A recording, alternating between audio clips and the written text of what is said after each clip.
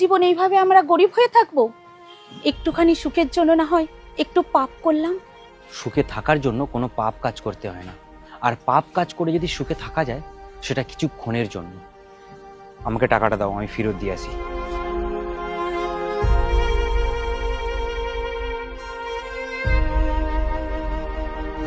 তোমাদের এই সততার জন্যই তোমাদেরকে আমি এই কাজের দায়িত্ব দিয়েছি। তোমরা এখন যেভাবে কাজ করছো ভবিষ্যতেও সেরকম দায়িত্ব নিয়ে কাজ করবে, আর এতে তোমাদের মাইনেটাও অনেকটা বাড়বে। কিন্তু ম্যাডাম, আমরা হাই স্কুল পর্যন্ত যেতে পারিনি, তখন গরিবের সংসার, 3-4 ক্লাস পর্যন্ত পড়েছি। আমরা কি পারবো এত বড় কাজের দায়িত্ব?